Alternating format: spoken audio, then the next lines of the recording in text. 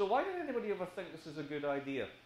And I call this the political theory of an absence, because the idea that you can cut your way to growth is intuitive, because basically you can't cure debt with more debt. That's true. But it's true so long as the fallacy of composition isn't present, which is if everyone tries that at the same time, all you do is shrink everybody else's economy. And that's pretty much what the whole story is. So if you accept fallacies of composition, non-scalability, all that sort of stuff, then doing a policy of austerity only makes sense, and the literature is actually clear on this. If you have your own currency, if you devalue, if you have an encompassing labour market agreement to keep a lid on inflation, and if the rest of the world is growing so you've got someone to export to. None of this applies to the European Union at the moment. So even if it is true, in that one case, that case is simply not the case that we're in now. But the interesting stuff historically is, where does this come from? Because you can't really talk about cutting the state as policy until you have a state that's big enough to cut. But liberal economic theory goes back a lot longer than basically the time we get to the 1910s, 1920s, when you have sizable states with sizable budgets that you can cut. So I wanted to see where this came from, so I went back to basics. The very first one is John Locke. So for those of you who know Locke's second treatise, all about rights, duties, obligations, focus on the 5th chapter. It's absolutely brilliant. In that chapter, he manages to go through how you can have unlimited stuff and suddenly it's all mine. It's a theory of appropriation. He invents markets and he invents money. He literally invents money in the 5th chapter. Because of that, you can alienate your labour through the device of money, which then creates a labour market for the first time, so you have wages. And the whole thing is animated, being a good liberal rebel, by the mistrust of the state, quite reasonably, because the state historically is just a guy who wants to rob you blind. So put this guy in his social context. What is Locke? Locke is the Earl of Shaftesbury's daughter. He's an English revolutionary figure. He's the intellectual leading light of a class that is an emergent class that's going to invent private property and capitalism, and this is the justification for it. The only problem is there's a Polanyian, if you will, problematique built into the middle of this. In order to do that, you need to take over the state. You can't have all, it doesn't spring out of the ground. You want to enclose markets, you basically have to enclose property. You have to go in and throw people off the land. You actually have to have authority. How do you do that? You take over the state. You become the authoritative figure.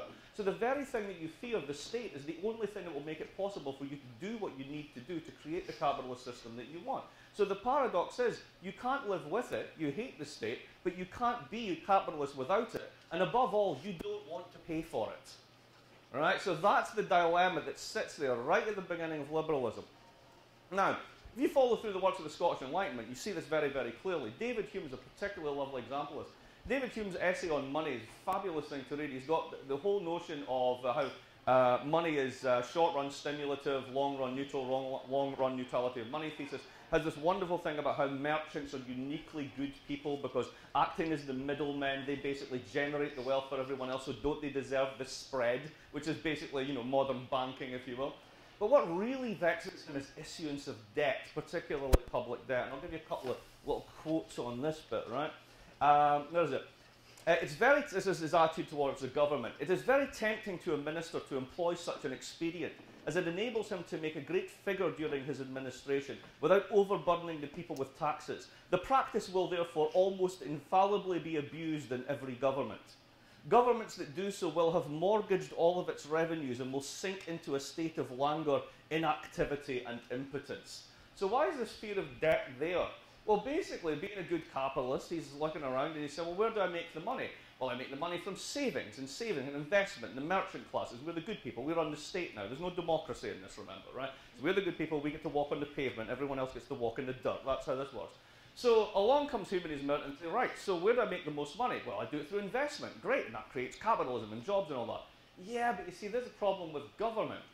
They print this stuff, and that means they can do it on better terms than you can. So what if the government's offering you 5% and it's pretty much guaranteed, but you've got a risky venture that might give you 6%?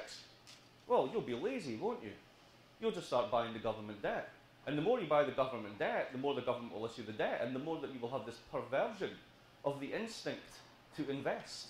And therefore you will crowd out, the very first instance of the crowding out hypothesis, you will crowd out the available capital as it is diverted into the government's channels. And as we know, what is the government going to do with it?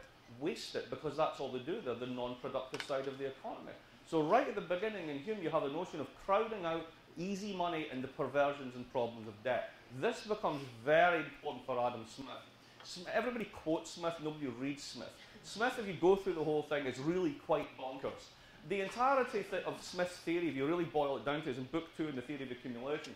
The whole thing rests upon a peculiarly Scottish notion of parsimony and prodigality as the ethic or ethos which drives us. So his basic claim is deep down within us all, from where we are born, this is sort of the working out of his statement that we're all hardwired to barter and trust, is the notion that we're all basically parsimonious. We save. This is our instinct.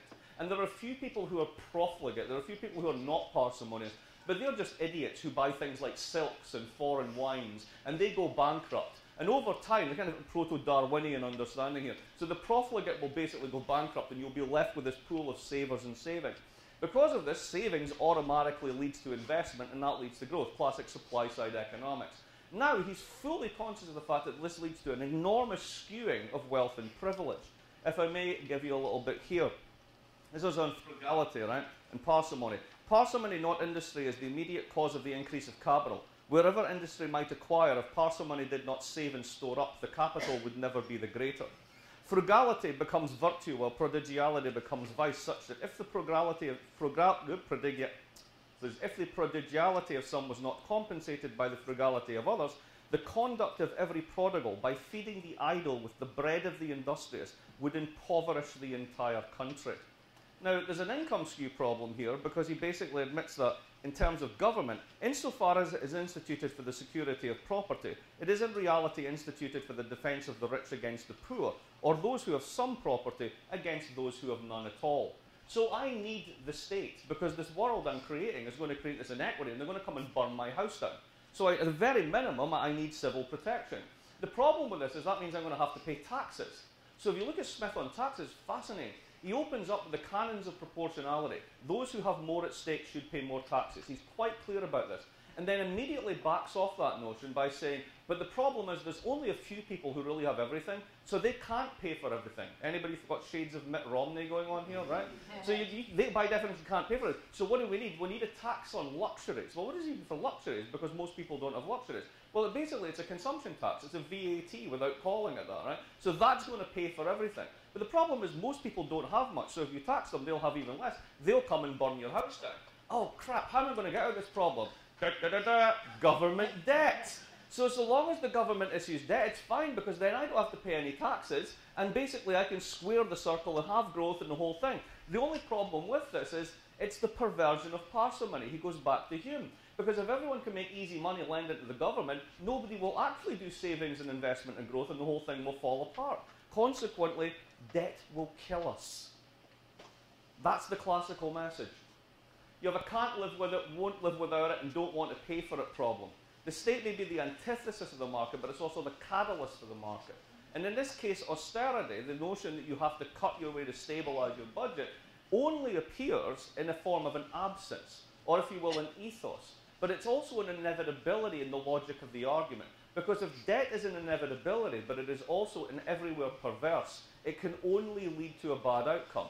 Hence, the only way to avoid the bad outcome, because you can't avoid issuing the debt, is to be austere and cut the debt whenever you generate it. It's the only thing that will save you.